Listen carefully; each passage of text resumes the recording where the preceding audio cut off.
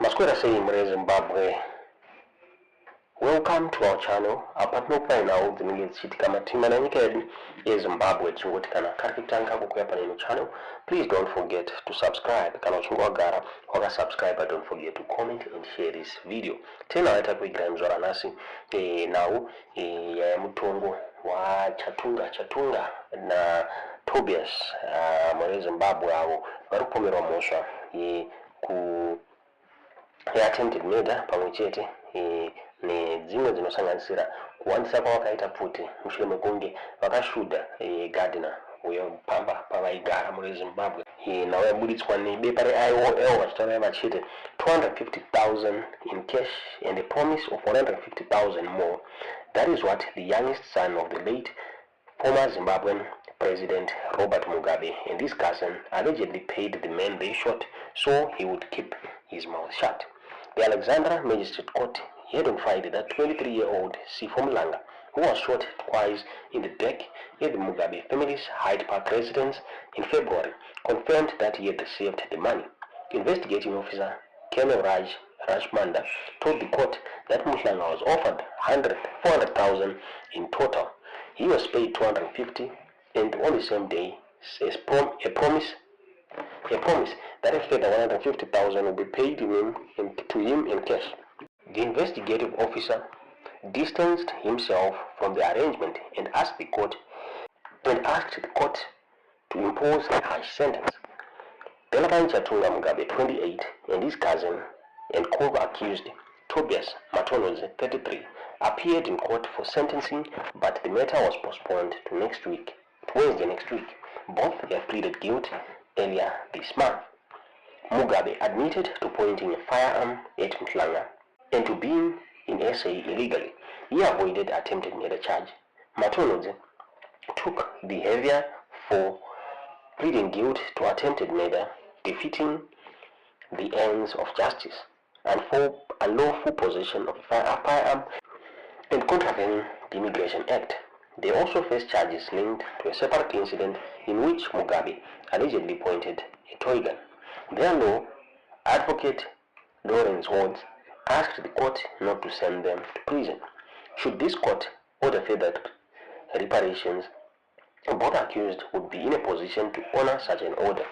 Woods said, should this court be inclined to impose a fine, both accused are in a position to pay. He argued a suspended sentence would be sufficient, noting the pair had already spent months behind bars. He told the court they were willing to cover their own deportation costs back to Zimbabwe. But the investigative officer painted a different picture, telling the court that neither man had cooperated with police efforts to find the firearm used in the shooting. It has never been recovered. Both the accused were there when the firearm was fired and injured the victim, the investigative officer said. The accused show no remorse assisting the police in any way to point out where the firearm is. He said a tracking team was on standby should they change their mind. Mlanga was working at the Hyde Park property when the confrontation broke out in February. He was shot twice in the back while trying to flee and was rushed to hospital in a critical condition. It is not the first time the Mugabe name is landed in a SA courtroom. In 2017, Bellarmine's mother, former First Lady Grace Mugabe, was accused of attacking a young model with an extension cord at the Joburg hotel.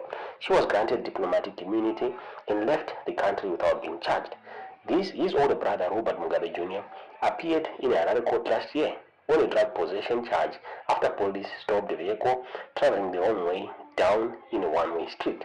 Mabulitsiro akaitwa nyaya muri Zimbabwe tisingazive kuti munoona sei tudziro zvamukufunga comment section. Mangwanani akanaka mhuri yeZimbabwe. Tiri kusangana pano panyoka yemabhunu channel updates. Zita ndi General Stole. Regai tikugamuchirei pano panyoka yemabhunu channel updates. Patakatenderana kuti ndipo patinosangana tichiita business renyika. Our country is not being run by artificial intelligence. Nyika yedu haisiri kutongwa ne-artificial intelligence. Nyika yedu iri kutongwa ne-physical engagements, and the facts are there to the failure of the regime. Ini basa rangu pano ndere kuramba ndichitarisa nekuita straighten up vhangeri ye-revolution. But kana pava nezvimwe zvisisiri nehunhu, tinotouya pano totsiurana. Chekutanga, takatenderana isusu kuti we are doing the positive contribution to the development of the nation. Tiri kuita inonzi constructive criticism and whistleblowing. And izvozvo zvakatokwana kupusha hurumende yeudzvanyiriri out of power. The transaction inobvisa hurumende yeudzvanyiriri out of power is the mass participation either in the industrial action and mass protest, or in the participation in the ballot. And we are doing this in the confinement of the democracy. But what we have to understand, semhuri yeZimbabwe, hatifanirwi kutongwa kana kupiwa identity ne-artificial intelligence. We create our narrative based on the facts. Kana tichiti vana 49% iri kunze kwenyika, tinenge tichitoziva zvatinenge tichitaura. It is a fact. The fact yekuti ZANU-PF has failed to create a sustainable economy ino-accommodate vana muZimbabwe, ndo patinenge tichiti they are good to go. Kana tichitaura kuti vanhu havasi kuafforda 3 meals a day, tinenge takatarisa over 95% of our population iri munyika isina kwekushanda, inorarama nema-handouts. Izvozvo zvega, the fact yekuti ZANU-PF has failed to stimulate industrial issues in Zimbabwe, whether because of sanctions or it is because of the poor governance, it's another story to talk. But the fact is one, our people cannot afford 3 decent meals a day.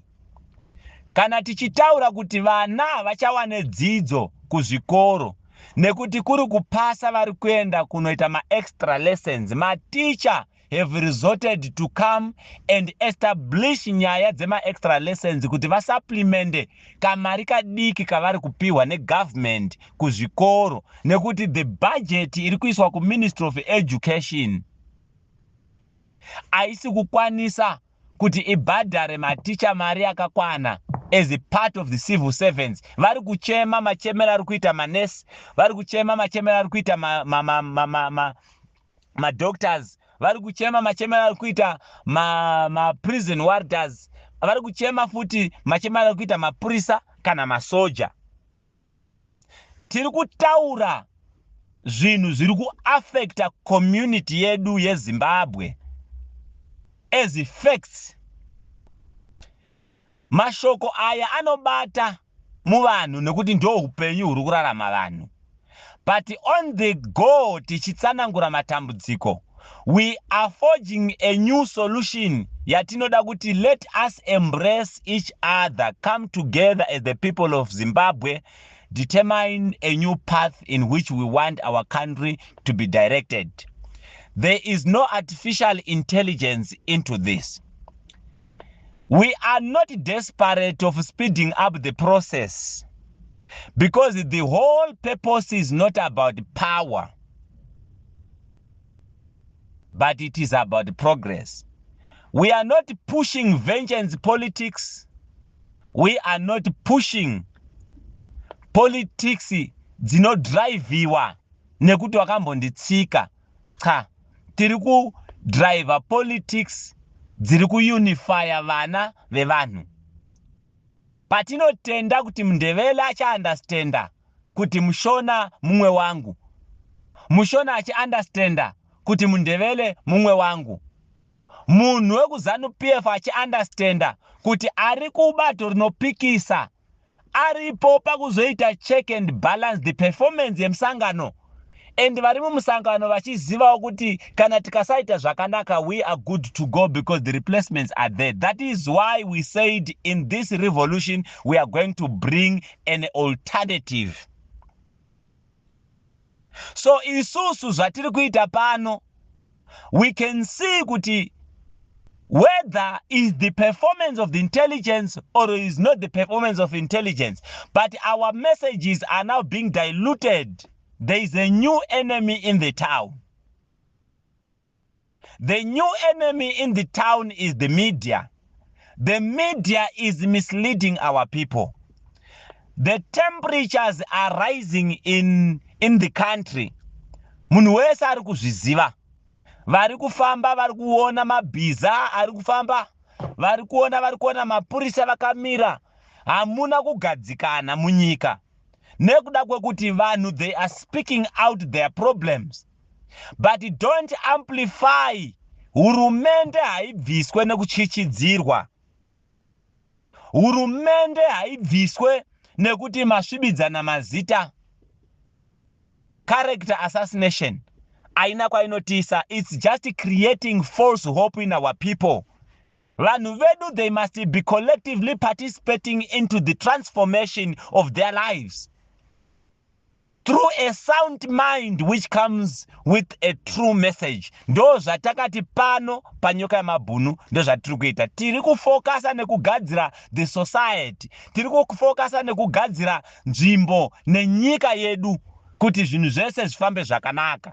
Takataura kuti mamwe matambudziko atinawo ndeyekuti ZANU-PF name rakutoshandiswa nevanhu vachiita bullying isina nebasa rese. Ndanga ndichitambira message kubva kuRiversdale primary uko, vachitaura kuti headmaster avepo vari kutotaura kuti ukabata inini wabata president kuFeatherstone uko.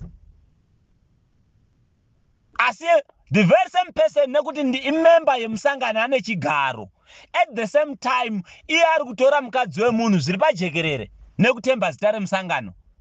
I have given this matter to the people vanofanirwa kuti vadhile nayo.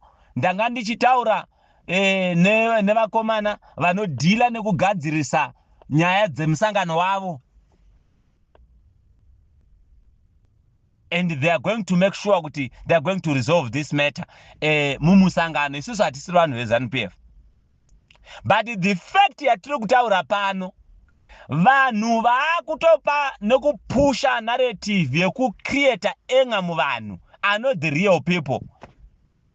Ndakafonerwa neumwe mukuru anotaura achiti unoziva kuti handisini ndiri kusenzesa zita rangu.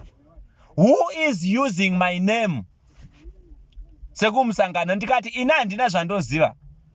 Ini pano panyoka yamabhunu ndakazvimiririra. The person I can answer for is nyoka yamabhunu. Other than nyoka yamabhunu, hana umwe munhu andogona kutaura kuti ndinotaura naye kana kuti anondiziva kana kuti anondipa ine order. I'm just a patriotic citizen speaking the mind of the people.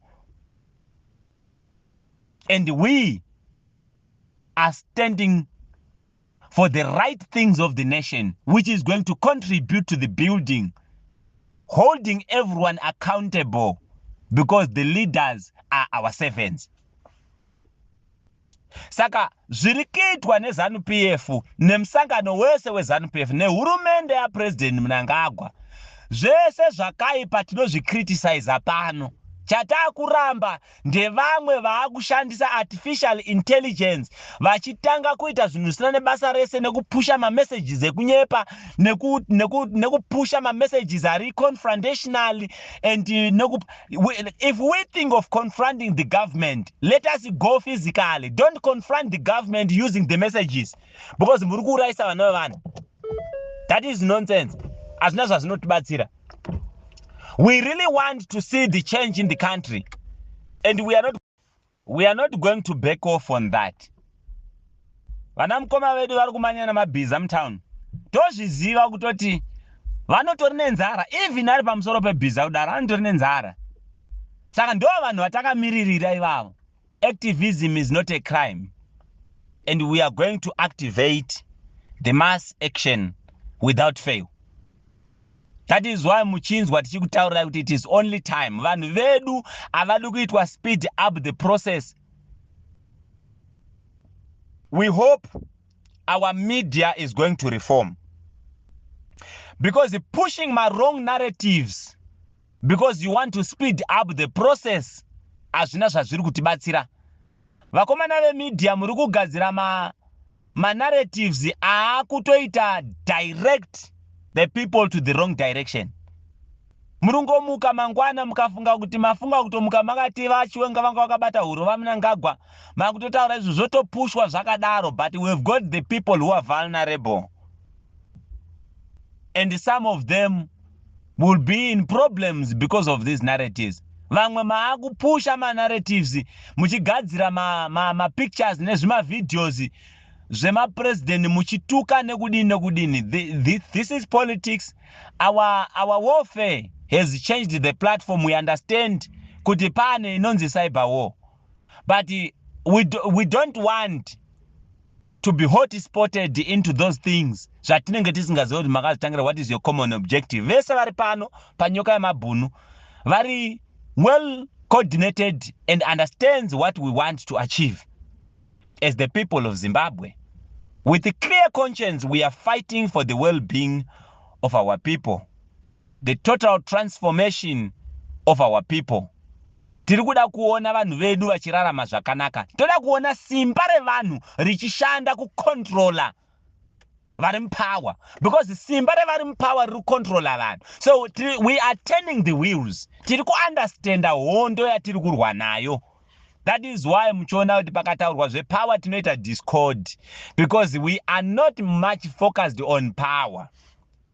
Isu hatisi kuda kuti kana pazopinda hurumende ine hujekerere zoti asitolanga achitaurawo ngatimpewo mukana, kana vakatipa vatinyima, but nyika ngainake, nekuti kana tikasapihwa mukana nyika yakanaka tinozvishandira. Some of us have tested what is payslip. Some of us have tasted the joy yekuzvitengera chinhu chako chaunenge washanda. Vamwe hatina kudrive nemota dzatakapiwa, takatanga kudrive motikari yeunenge watenga nemari yako. Kuti hope hadzibati uchiona account chiti 00 but uine mudziyo wawatenga. Zvotenderwa izvozvo. Mafariro atakaita tichitanga kutenga trouser rimwe chete nepei yekutanga ndo mafarira unoita kana ukabudirira. Saka nyaya iri kuita kuti vanhu vave desperate for this, kutsvaga mukana wekuzivikanwa kuti pamwe angaenda muposition of advantage. We are not that generation. Ndangoti regai ndiwe pano nditaure, tibatsirane kuti pano panyoka yemabhunu tiri kuita zvinhu zvinovaka nyika. That is why muchiona kuti hatidi kuunganidza vanhu nemanyepo, tovaunganidzira pachokwadi. And chatinotenderana ndechekuti ZANU-PF haisiri kuita zvinhu zvakanaka. And izvozvo tinoti amen. Saka tese semhuri yeZimbabwe, we need to stop this cyberbullying iri kuitwa, the misinformation iri kuitwa nevakomana vari kushanda vari mumabloggers. But hazvishandi kuti tiri kurwa nezvigananda zviri kubanya zvinhu zvenyika. Kumashure kwacho futi tatone zvimwe futi zvigananda futi zvinenge zvichiba futi zvichibira nyika mfaro nema false narratives. How can you just send a message? Umwe akazomuka achitaura kuti vachiwenga vanga vari ku State House vachifamba neconvoy yemasoja. What is that? You are putting General Chiwenga on a spotlight based on the good irikuitwa na General Chiwenga ndekupikisa corruption, and on that he is resonating with the people of Zimbabwe. Let us not add. He is confronting the corrupt and denouncing corruption. And izvozvo ndo zviringotaura vana veZimbabwe. Tasvika palevel yatiri nekuda kwekuti corruption is uncontrollable. Those who are in the position of advantage are abusing those positions. Animazvona.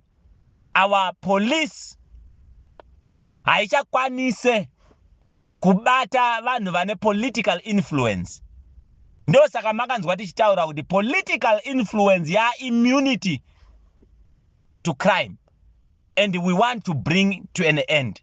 Saka tichazoadressana but tinoita tichidzoreredzana. Vakomana ve artificial intelligence ka vakomana ve AI nemi vakomana ve mabloggers tiitirei mushe pamberi nechimurenga.